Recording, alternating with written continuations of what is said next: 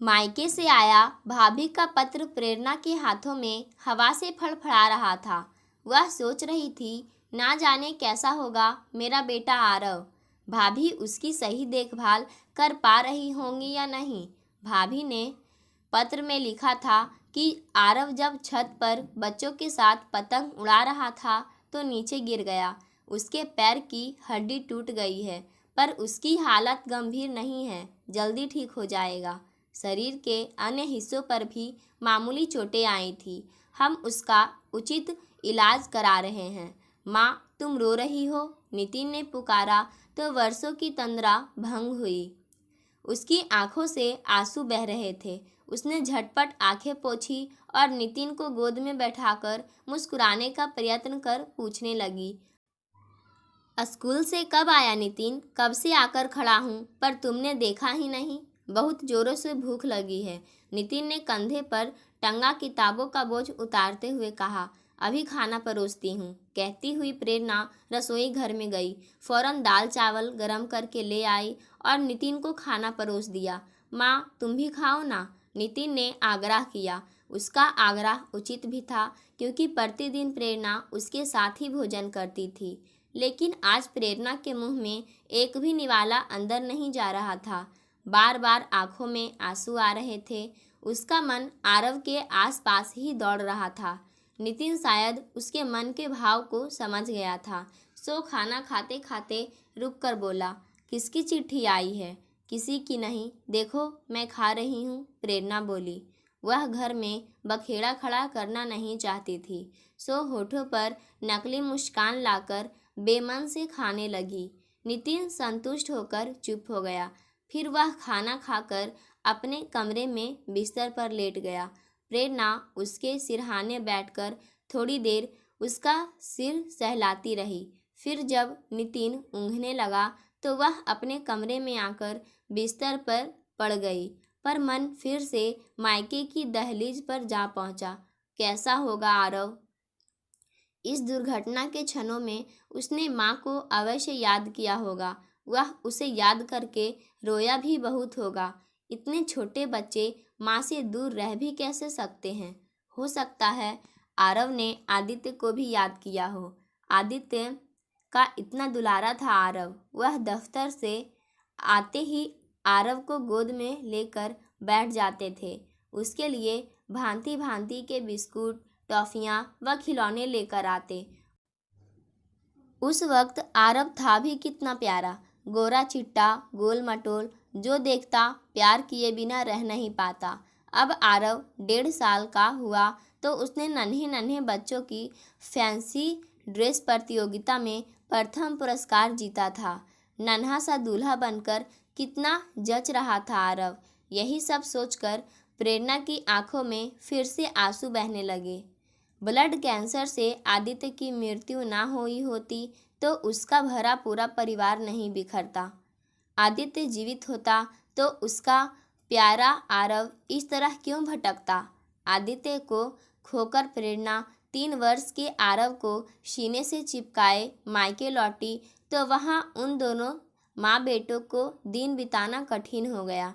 आदित्य के जीवित रहते जो भैया भाभी उसे बार बार मायके आने को पत्र लिखते थे, वे आज एकाएक बेगाने बन गए। उन्हें उन दोनों का खर्च संभालना भारी लगने लगा था। तब दुखी होकर पिता ने उसके पुनर्विवाह की कोशिशें शुरू कर दी और एक अखबार में वैवाहिक विज्ञापन पढ़कर दीपक को घर वालों से पत्र व्यवहार शुरू किया तो दीपक से उसका रिश्ता पक्का हो गया। पर दीपक व उसके घर वालों की एक ही शर्त थी कि वे बच्चे को स्वीकार नहीं करेंगे। उन्हें सिर्फ बिना बच्चे की विधवा ही स्वीकार्य थी। जबकि दीपक भी एक बेटे का बाप था, विधुर था और अपने बेटे की खातिर ही पुनर्विवाह कर रहा था, पर वह उसके बेटे का दर्द नहीं समझ पाया और उसे अस्वीकार कर दिया। अपने जिगर के टुकड़े को माँ बाप की गोद में छोड़कर प्रेरणा दीपक से ब्याह कर ससुराल आ पहुंची थी। तब से सिर्फ पत्र ही आरव की जानकारी पाने का साधन मात्र रह गए थे। पर उन पत्रों में यह भी लिखा होता था कि वह अब हमेशा के लिए आरव को भूल कर अपने भविष्य को संवारे। वह दीपक और नितिन को किसी अभाव का आभास ना होने दे। नितिन को पूरी ममता दे। मायके से ससुराल आए हुए उसे पूरा वर्ष बीत गया। तब से एक बार भी वह मायके नहीं गई। दीपक ने ही जाने नहीं दिया। हमेशा यही कहा कि अब मायके से कैसा मोह, घर में किसी वस्तु का अभाव है क्या। लेकिन अभाव तो प्रेरणा के मन में बसा था। वह एक दिन के लिए भी अपने आरव को नहीं भूल पाती थी और अब भाभी के पत्र ने उसके मन की बेचैनी कई गुना बढ़ा दी थी। मन आरव को बाहों में लेने और हृदय से लगाने को बेचैन हो उठा था। दीपक घर लौटा तो प्रेरणा खुद को रोक नहीं पाई और कह उठी, मैं 2 दिन के लिए मायके जाना चाहती हूँ। दीपक ने वही रटाया उत्तर दे डाला, क्या करोगी जाकर, वैसे भी आजकल तुम्हारी तबीयत ठीक नहीं रहती। 3रा महीना चल रहा है, वहाँ आराम नहीं मिल पाएगा। क्यों नहीं मिल पाएगा? भैया भाभी क्या मुझे हल में जोतेंगे? मैं वहाँ पूरे दिन बिस्तर तोड़ने के अलावा और करूँगी भी क्या? प्रेरणा जैसे विद्रोह पर उतर आई थी। उसने सास से भी जिद की, बहुत दिन हो गए मुझे मायके वालों को देखे। दिल्ली से मेरठ का रास्ता ही कितना है, सिर्फ 2 घंटे का। फिर भी मैं साल भर से मायके नहीं जा पाई हूँ और ना कभी उन लोगों ने ही आने का साहस किया। फिर आना जाना दोनों तरफ से होता है, एक तरफ से नहीं। इस पर सास ने जाने की इजाज़त यह कहते हुए दे दी कि इसका मायके आना जाना भी ज़रूरी है। प्रेरणा अटैची में कपड़े रखने लगी तो नितिन भी जिद कर उठा, मैं भी तुम्हारे साथ जाऊंगा माँ, तुम्हारे बिना कैसे मन लगेगा। साल भर में ही नितिन उससे काफ़ी हिल मिल चुका था और उसे ही अपनी सगी माँ समझने लगा था। नितिन को रोते बिसुरते देख सास ने उसे भी साथ ले जाने को कह दिया। क्या हुआ, यह भी कुछ दिन को घूम आएगा। बेचारे को असली ननिहाल तो कभी मिला ही नहीं, सौतेला ही सही। प्रेरणा ने नितिन के कपड़े भी रख लिए। नितिन के कपड़ों की अटैची अलग से तैयार हो गई, भले ही 2 दिनों के लिए ही जाना हो। नितिन को कई जोड़ी कपड़ों की आवश्यकता पड़ती थी। वह बार बार कपड़े मैले कर लेता था। दोनों कार में बैठकर मेरठ चल पड़े। रास्ते भर नितिन उसकी गोद में बैठकर भांति भांति के प्रश्न पूछता रहा।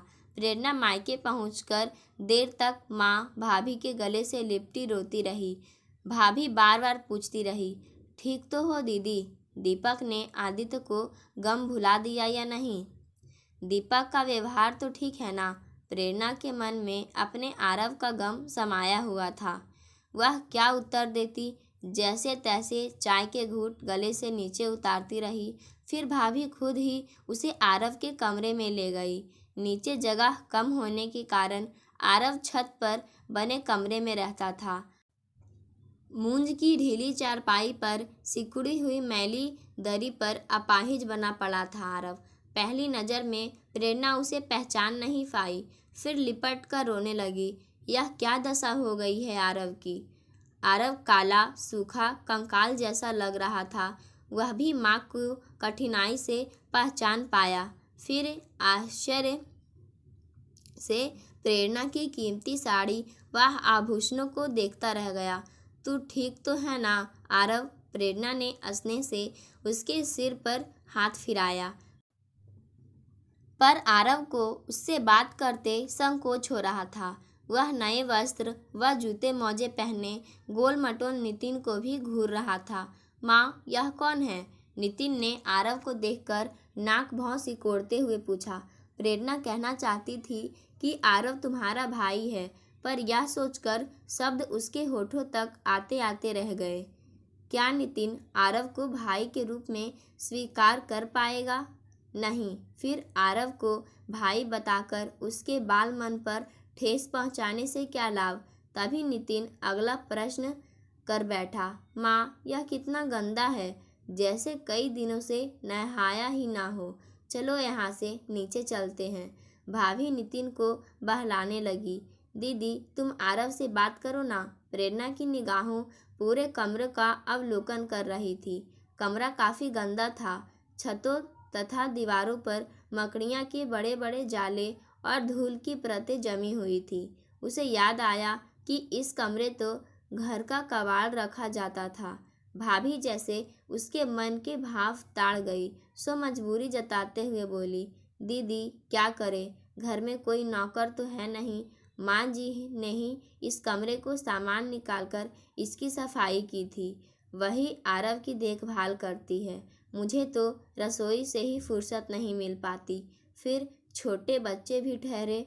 ठीक कहती हो भाभी, कहती हुई प्रेरणा आरव के सिरहाने बैठ गई, क्योंकि कमरे में कोई कुर्सी नहीं थी और स्टूल पर दवाइयाँ व पीने का पानी रखा हुआ था। आरव, मुझे माँ कहो ना, कहती हुई प्रेरणा उसके बालों में हाथ फेरने लगी। माँ, बड़ी कठिनाई से आरव कह सका, जैसे कोई अपराध कर रहा हो। तुम कहाँ चली गई थी? मैं, प्रेरणा का स्वर गले में ही अटक गया। कैसे कहे कि उसने पुनर्विवाह कर लिया। आदित्य की यादें मिटाने की खातिर वह दीपक का दामन थाम चुकी है। फिर आरव को वह सब पता भी तो नहीं है। जिस वक्त दीपक से उसकी शादी मंदिर में हुई थी, आरव को घर में छिपा कर रखा गया था। माँ, मेरे लिए नए कपड़े नहीं लाई? एकाएक आरव की आंखों में आकांक्षाओं की चमक तैर उठी। प्रेरणा को याद आया, वह आरव से यही कहकर घर से निकली थी कि वह उसके लिए नए कपड़े खरीदने बाजार जा रही है। फिर 1 वर्ष पश्चात आज ही लौट कर आई है। प्रेरणा की पलकें भीग उठी कि कितनी पुरानी बात याद रखी आरव ने। वह उसके पुराने घिसे फटे कपड़े देखती रही। भाभी कहाँ नए कपड़े दिलवा पाती होंगी। माँ, मेरे लिए कपड़े दे दो ना, आरव जिद करने लगा। प्रेरणा के मन में आया कि वह नितिन के नए कपड़े लाकर आरव को पहना दे। नाप ठीक आएगा, क्योंकि दोनों हैं भी एक आयु के, पर वह ऐसा नहीं कर सकी। मन में डर की लहर सी उठी कि अगर नितिन ने कपड़ों की बात दीपक व माँ जी को बता दिया तो। तभी भाभी ने टोका, चलो दीदी, पहले भोजन कर लो, बाद में ऊपर आ जाना। प्रेरणा सीढ़ियों की तरफ बढ़ गई। बीच में ही भाभी ने पूछना शुरू कर दिया, दीदी, तुम आरव के लिए कपड़े, खिलौने वगैरह कुछ लेकर नहीं आई? प्रेरणा उत्तर नहीं दे पाई तो भाभी के चेहरे पर रूखापन छा गया। वह कुछ कड़वेपन से कहने लगी, आरव है तो तुम्हारी भी कोख जलमा, तुम्हें उसका ध्यान रखना चाहिए। दीपक की आमदनी भी तो कम नहीं है, घर में सभी कुछ मौजूद है, रुपये तुम्हारे हाथ में भी तो होते होंगे। प्रेरणा को लगा कि भाभी ने जानबूझकर उसे इस तरह का पत्र लिखा था, जिससे वह मेरा ठाकर उन्हें कुछ दे जाए। भाभी शुरू से लालची जो ठहरी, दूसरों पर खर्च करना इन्होंने कहाँ सीखा है।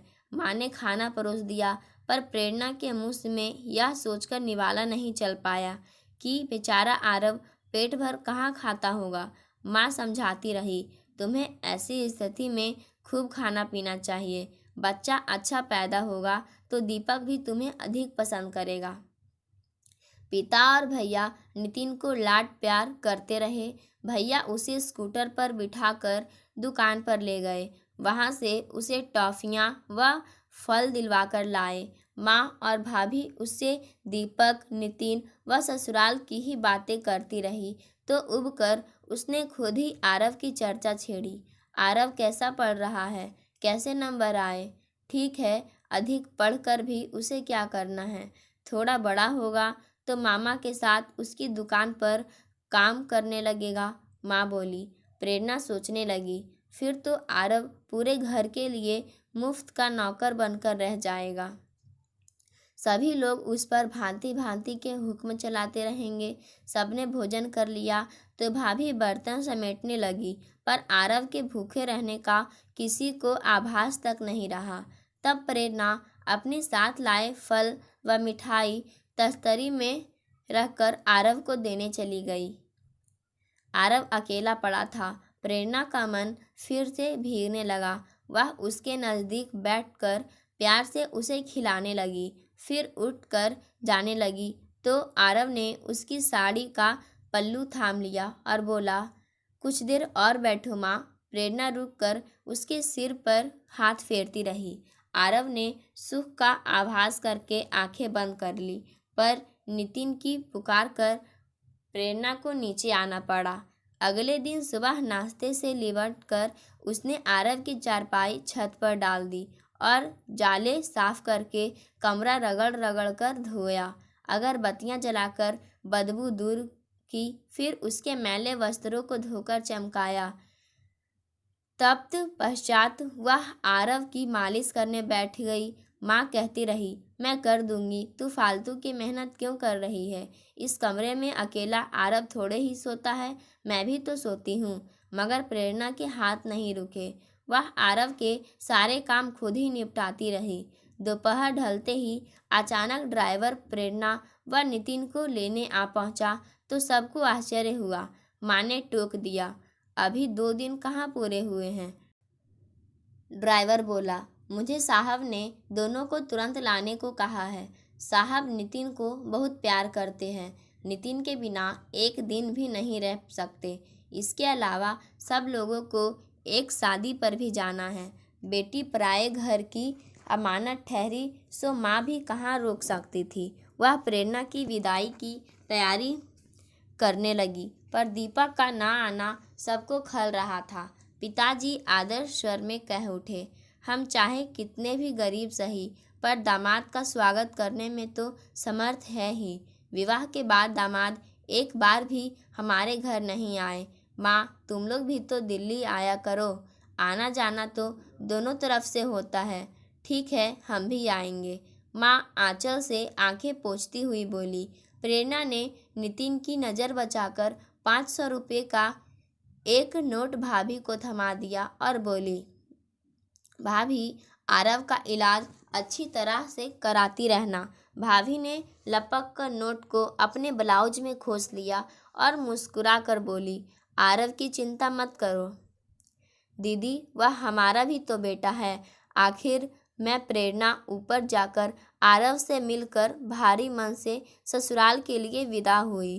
कार आंखों से ओझल होने तक घर के सभी लोग सड़क पर खड़े रहे। प्रेरणा रास्ते भर सोचती रही कि उसने साल भर तक मेरठ ना आकर आरव के साथ सचमुच बहुत अन्याय किया है। अपनी जिम्मेदारियां दूसरों के गले मढ़ने से क्या लाभ। आरव की देखभाल उसे खुद ही करनी चाहिए। वह इस बारे में दीपक से बात करने के लिए अपना मन तैयार करने लगी। दीपक को ना तो दौलत का अभाव है, ना वह कंजूस है। वह थोड़ी नानुकुर के बाद उसकी बात अवश्य मान लेगा। वह आरव को अपना लेगा, फिर तो कोई समस्या ही नहीं रहेगी। दीपक घर में बैठा उन दोनों की प्रतीक्षा कर रहा था। नितिन कार से उतरकर पिता की तरफ दौड़ पड़ा। दीपक ने उसे गोद में उठा लिया। मेरा राजा बेटा आ गया। हाँ देखो पिताजी, मैं क्या लाया हूँ। नितिन नलिहान में मिले खिलौनों दिखाने लगा। माँ जी ने चाय बनाकर सबको प्याले थमा दिए। सब पीने बैठ गए। माँ जी व दीपक नितिन से मेरठ की बातें पूछने लगे। तुम्हारे नाना नानी, मामा मामी सब कुशल तो है ना। नितिन उत्साहित होकर छोटी छोटी बातें भी बताने लगा। फिर एकाएक कह उठा, वहाँ बहुत गंदा एक लड़का भी देखा। उसके दांत भी बहुत गंदे थे, उसने ब्रश भी नहीं किया था। बहू, यह किसके बारे में कह रहा है। माँ जी पूछ बैठी तो प्रेरणा को आरव के बारे में सब कुछ बताना पड़ा। दीपक सब कुछ सुनता रहा, पर उसने एक शब्द भी आरव के बारे में नहीं कहा। प्रेरणा को उसकी यह चुप्पी नागवार गुजरी। वह उससे कुछ कहना ही चाहती थी कि मांझी ने टोक दिया, बहू, बातें फिर कभी हो जाएंगी। इस वक्त शादी में चलने की तैयारी करो, नहीं तो देरी हो जाएगी। माँ जी के मायके में किसी रिश्तेदार की शादी थी। प्रेरणा ने नितिन को तैयार किया, फिर खुद भी तैयार होने लगी। रास्ते भर खामोश रही, पर प्रेरणा भी इतनी जल्दी हार मानने वाली नहीं थी। वह दीपक से बात करने के पक्के मंसूबे बना चुकी थी। आखिर एक दिन प्रेरणा को मौका मिल ही गया। माँ जी नितिन को लेकर पड़ोस में गई हुई थी। तब प्रेरणा ने बात शुरू की। आरव को भैया भाभी के आश्रित बनाकर अधिक दिनों तक वह नहीं रखा जा सकता। फिर वह कहाँ जाएगा? उसे हम अपने साथ ही रख ले तभी उचित रहेगा। यह कैसे हो सकता है? कहते हुए दीपक के चेहरे पर कठोरता छा गई। मैंने तुमसे शादी ही इस शर्त पर की थी कि मेरी बात समझने की कोशिश करो। जिस प्रकार नितिन मेरा बेटा है उसी प्रकार आरव भी तुम्हारा बेटा है। फिर उसे साथ रखने में कैसी आपत्ति? प्रेरणा ने उसकी बात काटते हुए कहा। मैं तुम्हारे आरव को अपना बेटा कैसे मान सकता हूँ? सपोज करो मैंने उसे बेटा मान भी लिया तो भी क्या मैं उसको घर में रखने की इजाज़त दे दूँगा? क्या मेरा नितिन आरव को अपना सकेगा? माँ अपना सकेंगी? यह सुनकर प्रेरणा चुप बैठी सोचती रही। दीपक उसे समझाने के अंदाज में फिर बोला, अपनी भावुकता पर नियंत्रण रखो प्रेरणा। आरव को भूल जाने में ही तुम्हारी भलाई है। उसे उसके हाल पर ही छोड़ दो। मैं माँ हूँ दीपक। प्रेरणा सिसक पड़ी। अपनी संतान को तिल तिल कर मरते हुए कैसे देख सकती हूँ? आरव अब पहले से आधा भी नहीं रह पाया। वह ना ढंग से खा पाता है ना पढ़ पाता है। भैया भाभी के साथ और अधिक रह लिया तो उसका भविष्य खराब हो जाएगा। मैं इस मामले में कुछ नहीं कर सकता प्रेरणा। किसी अन्य को घर में आश्रय देकर मैं अपने नितिन के रास्ते में कांटे नहीं बो सकता। दीपक ने दो टूक जवाब दे दिया। प्रेरणा को चुप्पी लगानी पड़ गई। साथ ही उसके हृदय में बनी दीपक की छवि भी बिगड़ती चली गई कि कितना महान समझा था उसने दीपक को, लेकिन वह तो मात्र पत्थर निकला। अब दोनों के बीच में अदृश्य दीवार खड़ी हो गई। प्रेरणा मन ही मन कुढ़ती रहती। उसका मन अब दीपक से बोलने का भी नहीं होता था। वह उसके प्रश्नों का उत्तर हाँ या ना में देकर सामने से हट जाती। वह अपनी तरफ से कोई बात नहीं करती। नितिन भी उसकी आंखों में चुभने लगा था। उसका मन विद्रोह कर बैठा। जब दीपक उसे आरव को नहीं स्वीकारता तो वही क्यों नितिन को छाती से लगाती रहे? पराए अपने तो नहीं बन सकते। नितिन से कौन सा उसका लहू का रिश्ता है? बड़ा होकर नितिन भी उसे आंखें दिखाने लगेगा। फिर वह उसे अपना क्यों समझे? दोनों के मध्य पनपता अवरोध माँ जी की पैनी निगाहों से छिप नहीं सका। वह बार बार पूछने लगी, बहू जब से तुम मायके से लौटी हो तुमने हंसना बंद कर दिया है। यह उदासी तुम्हारे होने वाले बच्चे के लिए अच्छी नहीं। प्रेरणा खुद को सामान्य दिखाने का प्रयास करती रहती, पर माँ जी कभी संतुष्ट नहीं हो पाती थी। वह कुरेदती, दीपक ने कुछ कहा है क्या? वह भी आजकल खामोश रहता है। तुम दोनों में कोई अनबन तो नहीं हो गई? प्रेरणा ने उसे इस डर से सब कुछ नहीं बताया कि माँ जी की कौन सी उसकी सगी है। जब दीपक ही उसका दर्द नहीं समझा तो माँ जी कैसे समझेगी? वह माँ जी से भी दूर रहकर अंतर्मुखी बनने लगी। एक सुबह उठकर माँ जी ने घर में ऐलान किया कि वे हरिद्वार गंगा स्नान को जाएंगी। प्रौढ़ावस्था में उन्हें मोह माया के बंधन तोड़कर आत्मिक शांति पाने का प्रयास शुरू करने हैं। माँ जी का यह कथन सभी को अटपटा लगा, क्योंकि वे अब तक धर्म कर्म तथा पंडे पुजारियों को पाखंड की संज्ञा देती आई थी, पर हरिद्वार जाने पर आपत्ति किसी ने नहीं दिखाई। दीपक ने भी कह दिया, इसी बहाने प्राकृतिक दृश्यों को देखकर तुम्हारा स्वास्थ्य उत्तम हो जाएगा। माँ जी कार में बैठकर अकेली ही हरिद्वार रवाना हो गई। इसके बाद तो हरिद्वार जाना उनका नियम सा बन गया। वह महीने में 2-4 चक्कर हरिद्वार के लगाने लगी। प्रेरणा यह सोचकर अब और अधिक क्षुब्ध रहने लगी कि कैसे माँ बेटे हैं जिन्हें सिर्फ अपने शौक श्रृंगार व स्वास्थ्य का ही ख्याल है, किसी और की जरा सी भी चिंता नहीं है। कम से कम माँ जी को तो आरव के बारे में कुछ पूछना चाहिए था, पर माँ जी भी स्वार्थी ठहरी। एक दिन उसने फिर से मेरठ जाने का निश्चय किया। दीपक से छिपाकर कुछ रुपये भी पर्स में रख लिए। सोचा कि आरव की दवाइयाँ खरीदने में काम आ जाएंगे। थोड़ी नानुकुर के बाद दीपक ने उसे मेरठ जाने की इजाज़त दे दी, पर ड्राइवर को खूब समझा दिया कि आज ही प्रेरणा को साथ लेकर लौटना है। नितिन को इस बार दीपक ने नहीं जाने दिया, बहला दिया कि माँ रात तक तो वापस लौट ही आएंगी। दीपक के कठोर व्यवहार से आहत प्रेरणा रास्ते भर आंसू पोंछती रही। माँ और भाभी उसे देखते ही स्वागत के लिए लपकी, लेकिन प्रेरणा तो अपने आरव को हृदय से लगाने को व्याकुल थी। इसीलिए घर में घुसते ही उतावलेपन से सीढ़ियों की तरफ दौड़ पड़ी, परंतु छत पर पहुंचते ही जैसे उसे काट मार गया, क्योंकि आरव का कमरा खाली था। उसका बिस्तर व कोई सामान भी नहीं दिखाई दे रहा था। वह चकित सी खड़ी सोचती रही, कहाँ गया आरव। उसके मन में सैकड़ों आशंकाएं तैर उठी। कहीं आरव को कुछ हो तो नहीं गया। माँ व भाभी दोनों उसके पीछे पीछे सीढ़ियाँ चढ़कर ऊपर आ पहुंची। प्रेरणा उनकी तरफ मुड़ी। वह बदहवासी में चिल्लाने लगी, माँ बताओ मेरे आरव को क्या हुआ, वह कहाँ चला गया। तुमने मुझे उसके बारे में एक बार भी कभी पत्र में कुछ नहीं लिखा। क्या हुआ मेरे बेटे को। वह रो पड़ी। दीदी हमारी भी तो सुनो। भाभी उसके आंसू पोंछने लगी। क्या तुम्हारी सास ने कभी कुछ नहीं बताया। नहीं, वह क्यों बताएंगी, उन्हें आरव से क्या लेना देना। कहाँ है आरव।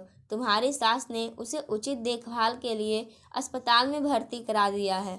वह कई बार यहाँ आ चुकी है। वह आरव के इलाज पर पानी की तरह पैसा बहा रही है। प्रेरणा घोर आश्चर्य से जकड़ गई कि क्या ऐसा होना संभव है। पर माँ जी को आरव की बीमारी के बारे में कैसे पता लगा। कहीं उन्होंने छिपकर तो सुन नहीं लिया था। वह उसी वक्त अस्पताल जाने के लिए उतावली हो उठी, पर माँ ने जबरदस्ती उसे एक प्याला चाय पिला दी। फिर उसके साथ सभी लोग अस्पताल पहुंच गए। आरव साफ सुथरे वस्त्र पहने स्वच्छ सफ़ेद शैया पर लेटा हुआ था। माँ को देखते ही उठने का प्रयास करने लगा। प्रेरणा ने उसे सहारा देकर बिठाया। वह हंसने से उसका मुंह चूमने लगी। मेरा राजा बेटा ठीक तो है ना। वह आरव को पहले की अपेक्षा स्वस्थ देखकर संतुष्टि का आभास कर रही थी। दादी माँ नहीं आई। आरव इधर उधर देखकर पूछ बैठा। वह आएंगी बेटे। प्रेरणा उसे प्रसन्न देखकर खुशी से गद हुई जा रही थी। देखो दादी माँ ने मुझे कितने पैसे दिए हैं, खिलौने व मिठाइयाँ भी दिलवाई है। आरव सारा सामान दिखाने लगा। कुछ वक्त आरव के साथ बिताकर प्रेरणा अस्पताल से मायके लौट आई। फिर दिल्ली लौटी तो आते ही सास के पैर पकड़कर कृतज्ञता के बोझ से दबकर रो पड़ी। माँ जी आप महान हैं। हरिद्वार जाने के बहाने मेरे आरव पर प्यार लुटाती रही, वो भी पराये लहू पर। आरव पराया कहाँ है, मेरा पोता है। जब तुम हमारी हो गई तो आरव भी तो अपना हुआ। माँ जी ने उसे उठाकर छाती से लगा लिया। लेकिन दीपक उससे नफरत करते हैं कहकर प्रेरणा चिंतित हो उठी। वह सुनेंगे तो नाराज हो उठेंगे। दीपक ने आरव को घर में रखने से ही तो इनकार किया है, उसका खर्च उठाने से तो नहीं। मैं आरव को छात्रावास में रखकर पढ़ाऊंगी, उसे अच्छा इंसान बनाने में कोई कमी नहीं छोड़ूंगी। प्रेरणा जानती थी कि दीपक में माँ जी का कोई भी आदेश टालने की हिम्मत नहीं है। उसका मन सुख संतोष से भर उठा था कि अब उसका आरव अनाथ नहीं रहा। उसके सिर पर माँ जी की सबल छत्र छाया मौजूद है। पाठकों, आज की कहानी यहीं समाप्त होती है। धन्यवाद।